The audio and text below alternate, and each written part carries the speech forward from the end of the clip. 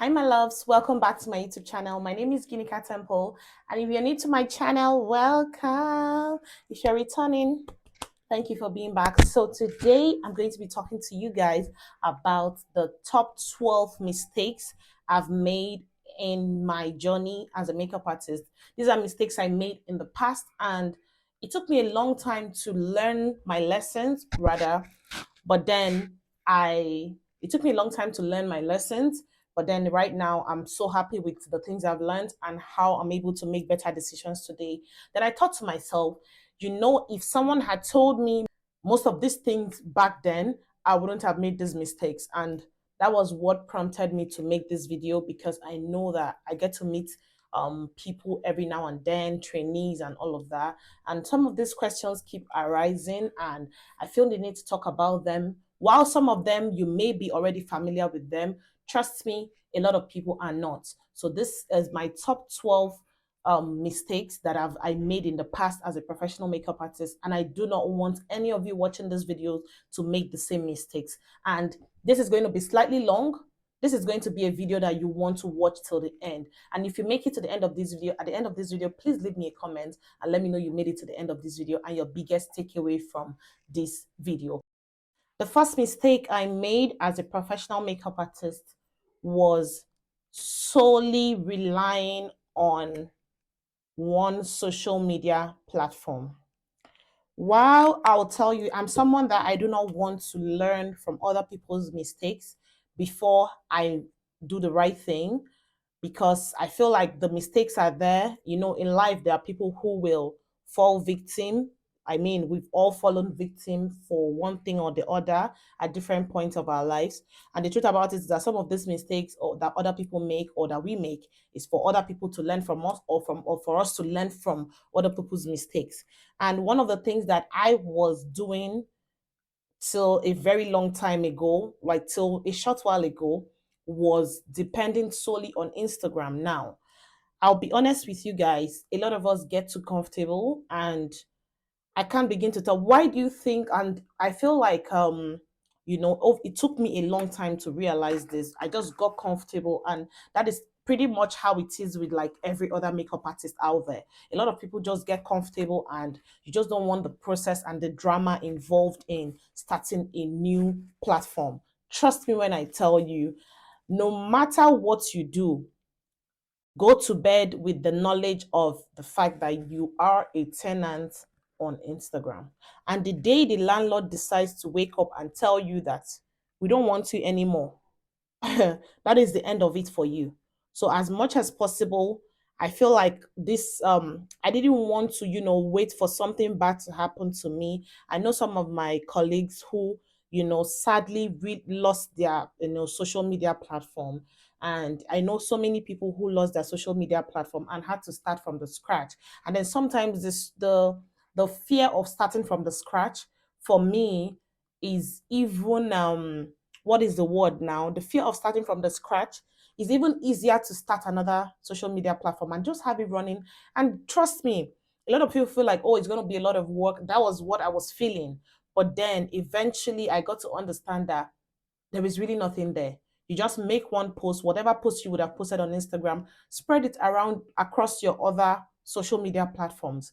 Trust me when I tell you, not just even because of anything happening to your Instagram account, but also because you are basically expanding your brand. Have you ever thought of the fact that there was a time MySpace, if some of you, I don't know if the Gen Zs watching this may know what I'm talking about, they should, right? But there was a time where MySpace was a thing.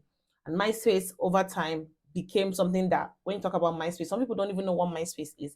Then there was a time when I don't remember there was a time when Facebook was the main thing. Facebook is still there, but then obviously like the likes of TikTok, Instagram and all have come, and some people are not even checking their Facebook accounts anymore. So the truth about it is that you need to understand that these platforms most times come and go. They're just a few platforms which have been there over the years and will keep being there in the years to come because of the kind of solid foundation they already have.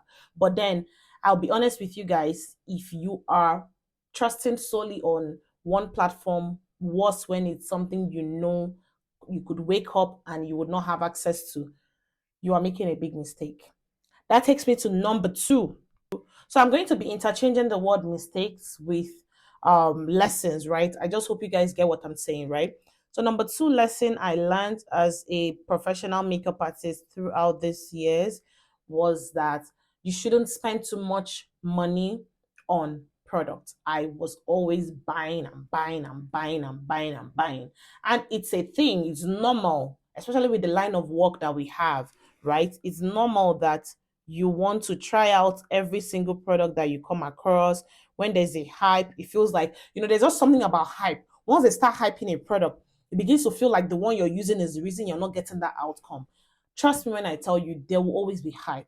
Brands will never stop releasing new stuff. I'm not saying don't buy new products, but buy with sense. Buy what you need. You already have 50 concealers in your kit and you're buying 10 more.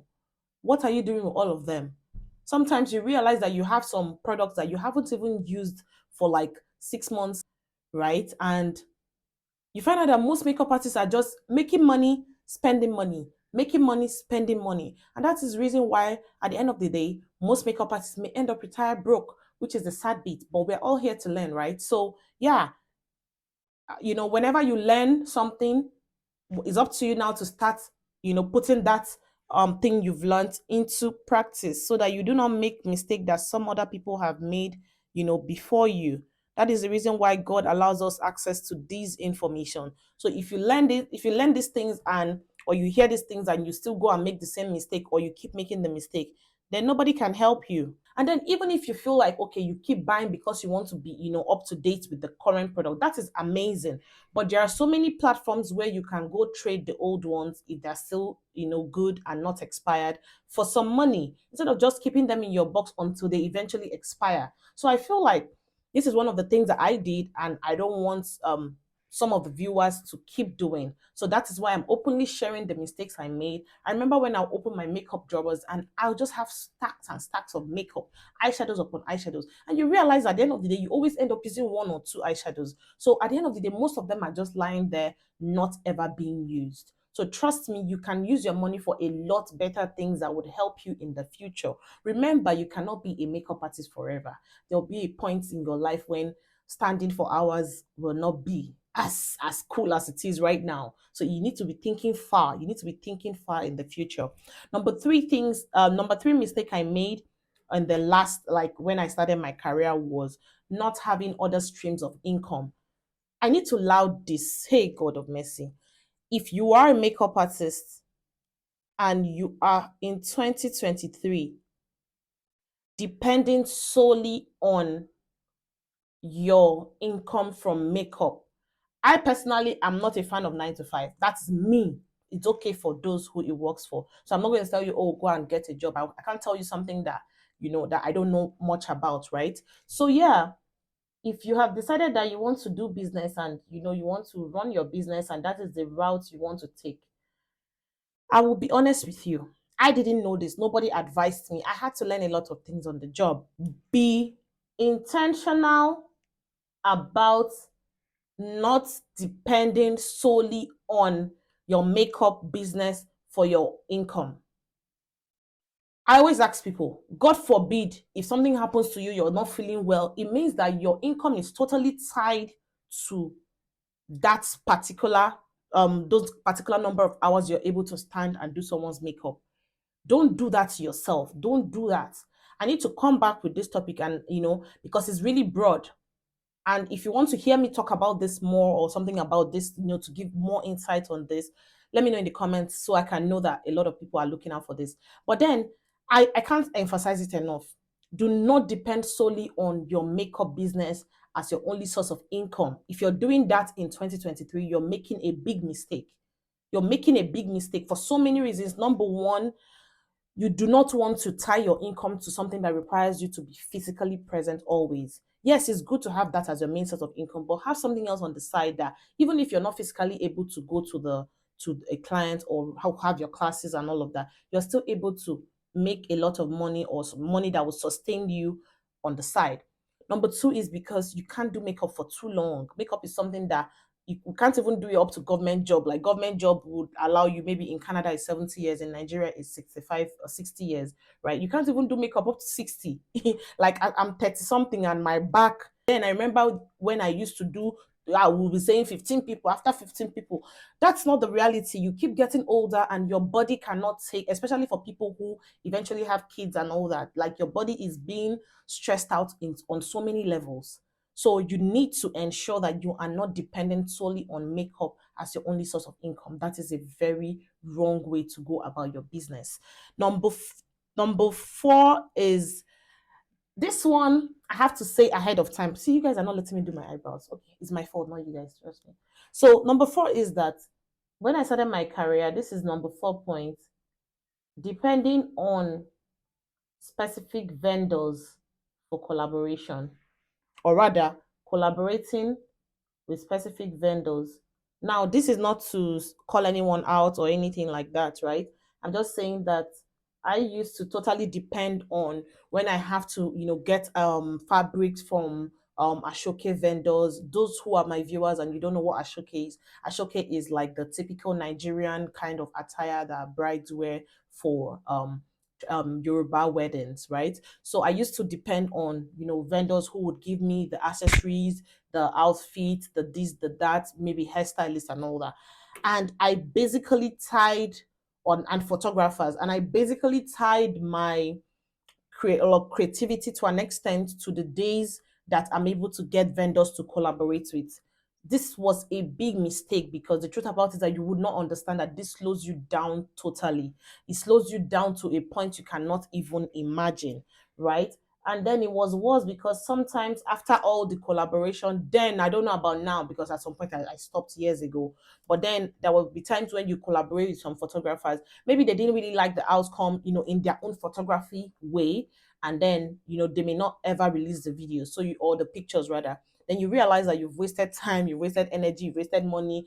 In Nigeria, we pay models. You wasted money on model and then you don't have anything to show for it. But I believe as years evolved, a lot of people started learning to, just get models and just do something. But let me tell you, if you're an upcoming makeup artist, find ways to do your thing without depending on other vendors. It's amazing when you get other vendors. And I'm not just saying this to makeup artists, I'm saying it to other people who are creatives in their own field. Find ways to create without depending on someone else. The days you have those vendors, it's good. The days you do not have those vendors, it's good. Move on and do your thing. I remember always depending solely on the certain vendors to get my work done, and that really slowed me down because the days they don't show up, or the days it was just a lot. I just wish I knew what I know now, but then we all learn every day, right? The number 5 mistake I made in my career was in the early years I used to charge too little, and I can't even tell you enough. A lot of people are still doing this, and this is not to tell you go and skyrocket. I'm here to educate people, and it's not to, tell anybody how to run their business, right?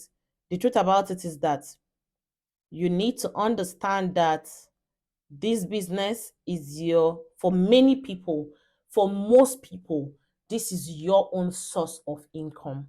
This is, for most people, this is their only source of income. And I can't say this enough. Charge what makes you sleep well at night. Do not charge something and later start regretting.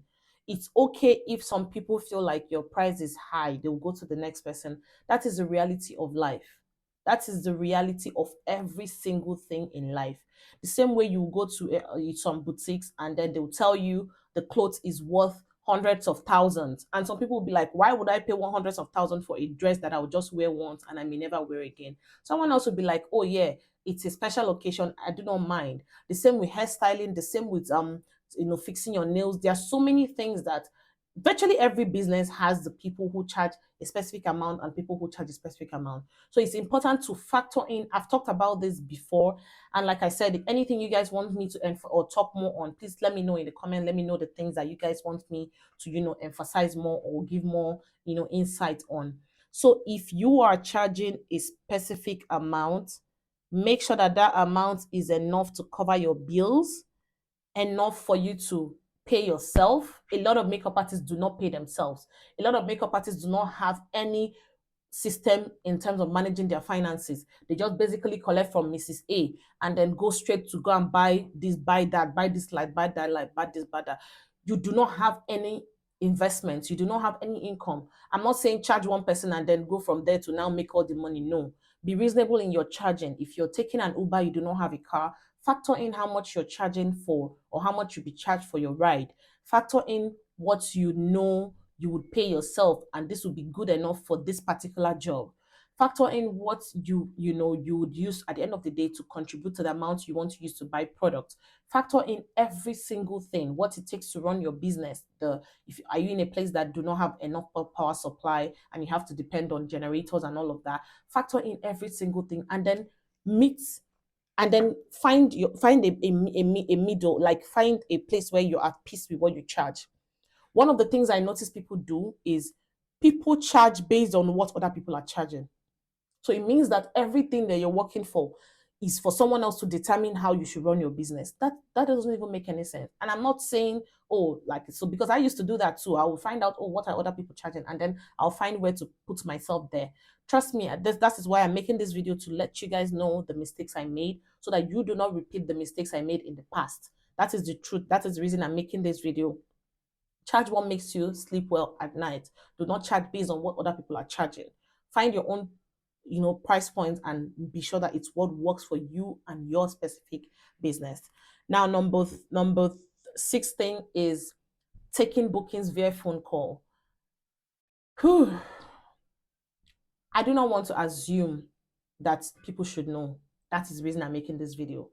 Do not for any reason, no matter the business you're running, do not for any reason take bookings via phone call.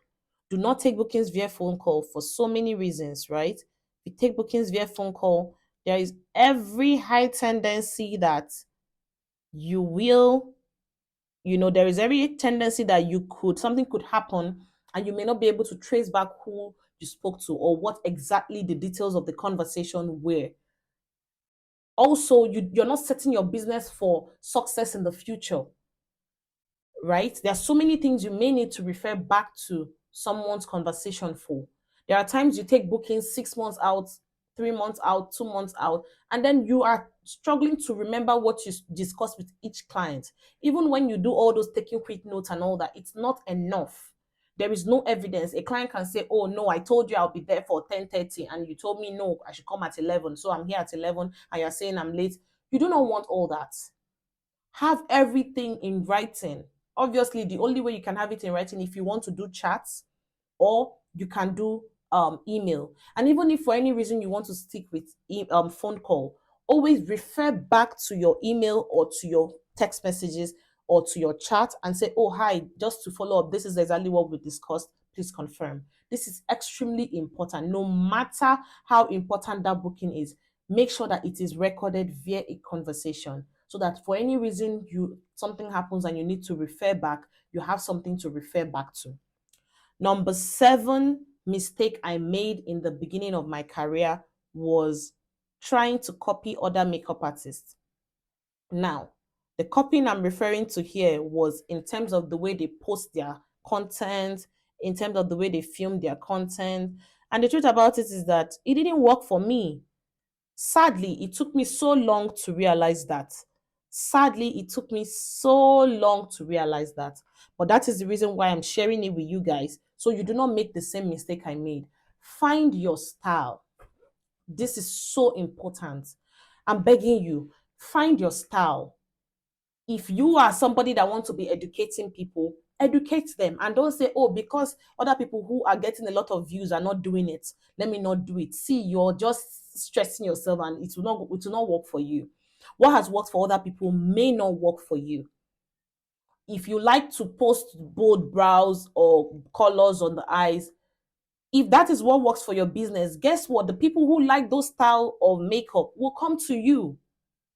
But the moment you decide to be who you're not, try to copy this person, copy that person, you're going to end up being stressed out for nothing because you would find out that you're not doing what you're doing with ease. There's so much stress, there's so much trouble that comes with knowing that you're struggling to keep up with the style that someone else is doing for their own business. So this is extremely important. Find what works for your business. I don't think I can do this eyebrow while I'm talking. So I'm going to just keep at it. Find what works for your business and stick with it. This is like something that I cannot even emphasize enough. If you're the kind of person that likes nude makeup, yes, once in a while you want to spice it up, that's okay. But do not go about trying to copy every other person. You can get ideas from people. I mean, you can look at someone's page and get one or two ideas and all that. But the trend I keep seeing, and I don't blame anyone because we're all trying to figure it out, right? Nobody came with the manual, right? No, none of us came with the manual. So we're basically just trying to figure every single thing out by ourselves. And I wish that more makeup artists could be vocal about their journey so that other people could learn. The fact that we didn't get somebody to learn from doesn't necessarily mean that it has to continue like that. You get what I mean? So yeah, the next thing that was a major mistake I made. This is so important. Was not investing in a hard drive early enough. Hard drive, for those who do not know, like storage, extra storage, those hard drive kind of stuff where you store your videos and your pictures. I do not want to even think about the amount of videos I ended up having to delete because I was trying to make space for in my phone for a particular video that I wanted to record. See, there will be times when you are not able to record new work. That is the reality of life. I like to face life as it is, right? That is the reality of life. Let me just quickly do this eyebrow. That is the reality of life. There will be times when things may not be as easy as you had hoped it would be, right? And all you have to fall back to are those videos, some videos that maybe in the moment you do not like them or you feel like I'm not too sure. Instead of just deleting the video, store it somewhere that in the future, I know so many videos that I went back to and I'm like, this video is actually not bad, and I posted it and even got more engagement than the ones that I had thought would do so well. So the reality is that we just get to, like, we take a lot of things for granted, including myself. I'm not saying it's just for you guys. So we take a lot of things for granted, and you find out that as time goes, you need. I remember when when I had my baby, my first child, and I was away for long, and I didn't have anything to post, and that was like maybe 5 6 years ago, and I didn't have anything to post and all of that, and I just started regretting, like, why didn't I keep those videos? Why didn't I keep those pictures? Please, you don't ever know when this thing will come in handy. You don't ever know when you will need those works you recorded 1 year ago. You always think that, oh, I don't need it anymore because I'll film new ones. Trust me when I tell you, good videos would never be too old. Good videos would never be too old. And this particular video flashing on your screen right now, I filmed this video maybe in 2019 or thereabouts, 2019. And this video, I reposted this video in 2023. And I'll show you guys, this is exactly how many views it got. Way more than the first two times. And this video gave me at least more than 7,000 followers. So I'm just trying to pass a message here. Do not delete or be in a hurry to trash the old works. Even if you have a laptop where you're storing it, sometimes they get full. And then sometimes when you want to store new stuff, you find out that you're trying to delete, and then you end up deleting the videos that you were storing. So have a hard drive, store these things there, let them be there. Next 10 years, you revisit these videos, because these phones are so good right now that they can film videos that look like you filmed with DSLR. So it's very important. Buy a hard drive today and store all your videos. Stop deleting your work. Number 9 point is not asking questions. That was one major mistake I made when I had started. To be honest, I will always tell people, no matter what you're asking about, there'll be people who will snub you. That's for sure. And there'll be people who genuinely will not see your message, especially when you're sending them a DM. If they've told you send an email, please send an email. That's the truth. If you want to ask someone question and they say send an email to communicate with me, send them an email. If they say send a WhatsApp message, send them a WhatsApp message. See, I can't even emphasize this enough. If you go about if you go about sending people message through the wrong platform, most likely they will not answer you because they may not even see it. In some cases, it's not even intentional. They just may not be checking that particular messaging option the way they would check the other ones. So yeah, ask questions. I was always feeling like, oh, if I ask question, if I ask this person now, they will, they will snub me, they would ignore me based on maybe the way the person looks or something like that. But truth is about it that I was feeding my mind with these things because it wasn't ever a reality. Nobody snubbed me. It wasn't as if no, anything had happened that made me generalize and just have those mindsets. There are so many things you would avoid. There are so many mistakes that you will avoid making by asking a simple question. If you see a makeup artist that you like her work, send her a message. If you say send me an email, send her an email. If you say send me a WhatsApp message, send it. And if she ignores you, that's okay. Move on to the next person. Don't take it personally because sometimes the ignoring may not necessarily be intentional. So, as much as possible, learn to ask questions. Find out, oh, what is your honest opinion about this product? I saw you reviewing it. I do that a lot. Some of the people watching this video can attest to that. I'll say, oh, this product, I want to buy it, and I don't want to go through the stress of having to return it. What is your honest opinion about it? Right? So, yeah, you ask people questions. Which light are you using? Ask them. Which phone are you using? If the person did not see your message, send another message. Don't just assume, oh, she ignored me. You're just stressing yourself for nothing. Ask question, what phone are you using? Oh, I like your video. What phone is that, please? And be polite. Don't just say, hey, what phone is that? You didn't pay their bills. You didn't buy the phone for them. So they don't owe you a response. So be polite in your question. Oh, please, do you mind if I ask? Just say it nicely. This is very important because it will save you a lot of money. It will save you a lot of time. It will help you avoid a lot of mistakes. I'm telling you. So stop making up these things in your head and saying, oh, this person looks like a snob. I'm not going to ask her. In this business, you need to understand that you need people. You need people to survive. You need people to, help you grow faster. And no matter how many followers you have, you still need people. We all need people. We all need people to get to the next level. We all need people to, get some answers. You can't know everything. And it's so important that you ask questions when you need to know. Number 10 is buying different lights based on hype. I'm the queen on that table. I'm the queen sitting in the center of that table.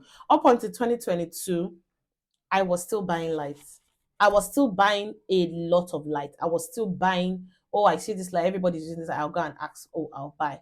And then a lot of them, you realize that maybe they just one that still ends up working for you. Try as much as possible to just let go of that buying spirit. That buying is the worst thing that can happen to anybody in this industry. Because guess what? There will always be new light. When you feel that you genuinely have need for a new device, a new light, a new this, a new that, it's okay to go for it because you need it to grow your business. But when you know that you already have what gives you a good outcome, don't go trying to always want to know what is this person using because you always feel like theirs is better than yours. There's always that thing that makes you feel like, oh, yeah, meanwhile, other people are there admiring your own work. So, as much as possible, try to reduce the rate at which you're interested in buying a new device. This will really, really, really help you. I'm telling you the truth. Like, reduce it, just slow down. Number 11 is not following my guts. I've said this in one of my old videos. I don't remember which one. When it comes to taking clients, you need to understand that booking or working on clients is not just a come and sit on my seat kind of thing. Working on clients is like there's more to it. There's a connection. You meet someone, you guys get to talk and all of that. There's a connection. That is the reason why some people say, oh, my spirit doesn't really accept her, the way she is and stuff like that. When you are trying to take a booking, I'm speaking for myself right now. The moment I start getting that doubt, all those negative vibes, I just don't have the energy. I'll just politely decline. The problem most makeup artists have is that a lot of people feel like, oh, let me just take the money. Up until when you stop chasing that money blindly, that is when the money will start coming. I'm telling you, you need to slow down on the rate at which you want to just take a booking. Slow down. Ask yourself, these details that this client has provided, does it really work for me? Is everything looking good? Is it looking like something is not adding up? And the moment you're beginning to question yourself, do not take that booking. I'm telling you. Because when you keep taking those bookings, 90% of the time you're going to come back regretting. At least for myself, all the times that I doubted or asked myself, should I take this booking or not? I ended up regretting if I went ahead to take it. So it's so important. Go with your guts. The Holy Spirit will always say something to you. God will always tell you something. Avoid that person. It's all a learning curve. So even if you make that mistake or you've made that mistake in the past, it's okay. But learn from it so you do not keep repeating the same mistakes in the future. And last but not the least, this number 12 is a bit dicey, but I will explain it from my own perspective. Number 12 is renting a studio too early. When I had started my career, I had a studio. And to be honest, at first, maybe the first couple of months, I felt that it wasn't worth it because there are times I will not even be in the studio. That time it was always mostly home service, home service, home service. And there are times you'll not be in the studio for weeks, for months, and you're barely really using the studio. There are people who have a good space. I mean, especially for people who are abroad where the security is to an extent good. I'm not saying, oh, go and start renting out your dad's house, or rather go and start using your dad's house for studio if you're in a place where you feel like the security is not so good. But this is very important. If you feel like you can actually survive without a studio, if you feel like you're not really having physical classes like that, and everything you're doing is either going to the client or all of that, slow down on the rush to get a studio because that studio down is going to end up being like the part of your income going to that studio back to back. When you get a studio, you need to paint, you need to set up, you need to buy equipment, you need to do this, you need to do that, set up plumbing in some situations, electrical, monthly electricity bill, your monthly water bill, depending on where you are, your monthly, all these bills, they're just a lot. So when you really feel like you're in that starting phase where you are still, trying to understand what is going on, you're still trying to, get your clientele built and everything, you may not necessarily need a studio. But then as time goes on, you may eventually start finding or seeing that you actually do need to have a studio. So this is very important. And I really had need to share these videos with you guys. And if you watch this video to the end, I know it was a long one, but I didn't want to have to break it. So yeah, if you watch this video to the end, you're the real MVP. Let me know in the comments that you enjoyed it. Tell me your biggest takeaway. I'm looking out in the comments to see that. And thank you so much. If you're here and you haven't subscribed, what are you waiting for? Click the subscribe button right now and join the family because I can promise you're going to love it here. So thank you so much for being here, and I'll definitely see you guys in my next video. Until then, do have a good time. Bye bye.